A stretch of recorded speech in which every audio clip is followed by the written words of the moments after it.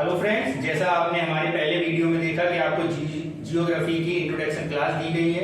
अब इस क्लास में हम लोग हमारे सिलेबस को देखेंगे। तो जैसे ज्योग्राफी यानी इंडियन ज्योग्राफी है और आपका वर्ल्ड ज्योग्राफी है। इंडियन ज्योग्राफी में जैसे हम लोग देखें तो सबसे पहले इंट्रोडक्शन में अगर हम जाएं तो इंट्रोडक्शन में ये बताया ये है आपके सिलेबस में कि इंडिया की लोकेशन कहाँ पे है। नॉर्दर्न सेमीस्फीयर पे है यानी उत्तरी गोलार्ध में है, या साउदर्न सेमीस्फीयर में है यानी दक्षिणी गोलार्ध में है। लॉन्गिट्यूड, लैटिट्यूड यानी अक्षांश और देशांतर की पोजीशन क्या है। ट्रॉपिक ऑफ कैंसर, इक्वेटर और विषुवत रेखा या कर्क रेखा या मकर रेखा, इनमें से कौन सी रेखाएं भारत से गुजरी हैं, इनके बारे में देखेंगे। ड्रेनेज सिस्टम में हम लोग देखते हैं कि भारत के पास कौन कौन सी नदियां बहती हैं। भारत की सबसे लंबी नदी कौन सी है, उसका ओरिजिन कहां पे है, वो डेल्टा या जो भी आकार की वैली है, यू आकार की वैली है, कौन कौन सी वैली बनाती हैं। और आपके जैसे अपने प्रवाह तंत्र में या अपने अपवाह तंत्र में, जैसे इसमें देखें, इसका मतलब होता है अपवाह तंत्र। क्या होता है बच्चों? अपवाह तंत्र यानी नदियां जो गुजरती हैं किन किन राज्यों से गुजरती हैं, कौन कौन सी डैम्स हैं उनके ऊपर, कौन कौन से हाइड्रो पावर प्रोजेक्ट्स हैं। हालिया में सरकार का कोई ऐसा प्रोजेक्ट हुआ है जिसमें कोई कंट्रोवर्सी हुई है, उसके बारे में हम लोग देखते हैं। नेक्स्ट आपका आता है फिजिकल ज्योग्राफी। ये काफी महत्वपूर्ण है और ये आपको इसमें हम लोग देखते हैं कि इसमें हम लोगों को देखना है, जैसे आपका फिजिकल ज्योग्राफी में प्लेन हो गया, प्लेन यानी मैदान, प्लेटू यानी पठार,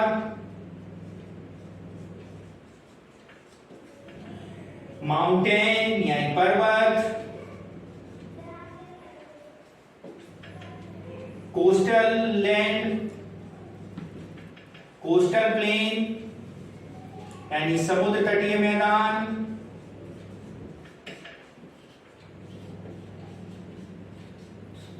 ठीक है। और इसके अलावा आपके आइलैंड, भारत में कौन कौन से आइलैंड्स हैं यानी द्वीप समूह, ठीक है। इसके अलावा क्लाइमेट ऑफ इंडिया यानी भारत की जलवायु। जैसे भारत की जलवायु को आप लोगों ने बचपन से ही पढ़ा होगा, भारत की जलवायु कैसी है, मानसूनी जलवायु है। तो भारत में कौन कौन से मानसून गुजरते हैं और कौन कौन से मानसून ज्यादा वर्षा करते हैं। दक्षिण पश्चिमी मानसून ज्यादा वर्षा करते हैं कि उत्तर पूर्वी मानसून ज्यादा वर्षा करते हैं। वेस्टर्न डिस्टर्बेंस यानी पश्चिमी विक्षोभ का मानसूनों पर क्या प्रभाव पड़ता है। महाराष्ट्र में हमेशा पानी कैसे ज्यादा बरसता है। नॉर्दर्न इंडिया में पानी कहां पे ज्यादा बरसता है। जैसे अगर यूपी की बात कर लें तो यहीं पे हम देख लें कि यूपी में गोरखपुर में पानी ज्यादा बरसता है जबकि मथुरा में पानी कम बरसता है। क्या कारण है? तो ये सारा चीज हम लोग कहां देखेंगे, अपनी क्लाइमेट ऑफ इंडिया में। सॉइल ऑफ एग्रीकल्चर, ये काफी महत्वपूर्ण है, जिसके अंतर्गत हम मृदा और उस मृदा से महत्वपूर्ण कौन कौन सी मृदाएं हैं और उन पर क्या क्या कृषि की जाती है। फॉरेस्ट और वेजिटेशन यानी जंगल और वनस्पति। वेजिटेशन मींस होता है वनस्पतियां, कि कौन कौन सी वनस्पतियां हमारे यहाँ हैं। ट्रांसपोर्ट में जैसे हम लोगों को पता है, ट्रांसपोर्ट का मतलब होता है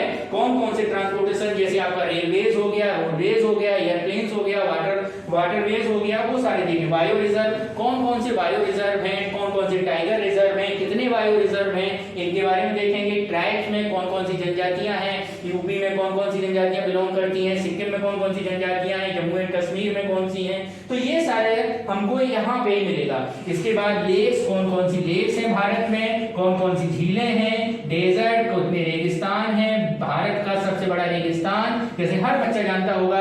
अगर जानते हैं तो आप लोग हमारे कमेंट बॉक्स में जाके बताइए कि भारत का डेजर्ट कौन सा है।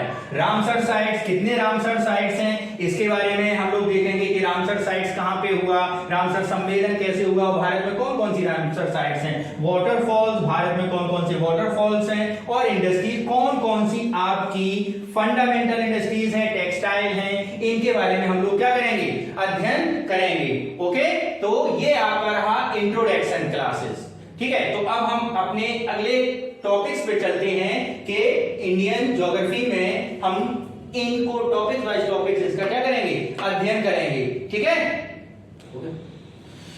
देखो, जैसे हम लोगों ने आपको बताया हमने कि अर्थ के बारे में पहले देखते हैं। तो ये है आपकी अर्थ, और ये बच्चों आज से 200 मिलियन ईयर्स पहले की पृथ्वी है। 200 मिलियन ईयर्स पहले। 200 मिलियन ईयर्स पहले क्या था, ये जरा देखते हैं। 200 मिलियन ईयर्स पहले सारी, इन्हें जो बोला जाता है, इन्हें बोला जाता है भू संस्कृतियां। सारी भू संस्कृतियां आपस में क्या थी, जुड़ी हुई थी।